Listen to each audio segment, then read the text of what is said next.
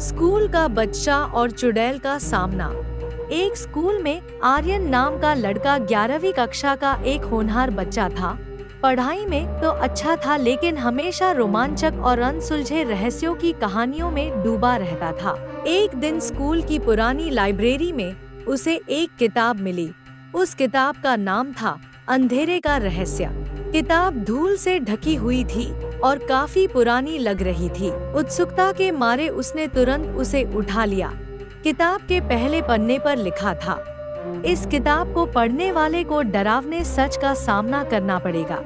आर्यन ने इसे मजाक समझा और पढ़ना शुरू कर दिया। जैसे ही उसने पहला पन्ना पलटा, कमरे में हल्की सी ठंडक फैल गई, लेकिन उसने ध्यान नहीं दिया।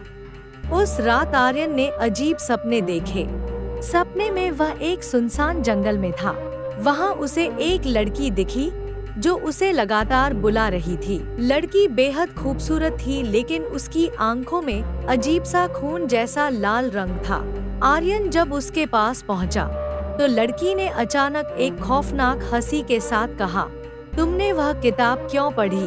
अब तुम्हारा अंत निश्चित है। आर्यन चीखते हुए जाग गया। कमरे में गहरा अंधेरा था। खिड़की अपने आप खुली थी और ठंडी हवा चल रही थी।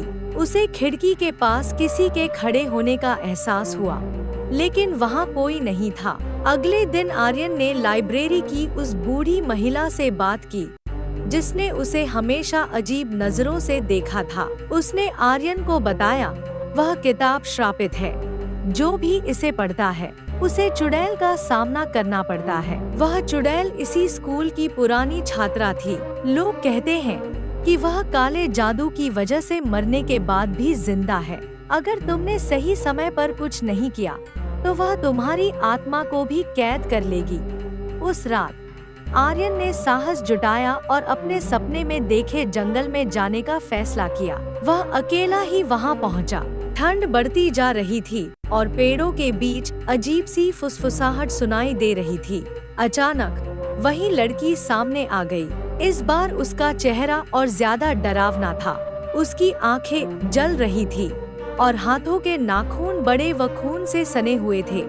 तुमने किताब पढ़कर मुझे बुलाया है, अब तुम्हें इसका अंजाम भुगतना होगा, उसने खौफनाक आवाज में कहा।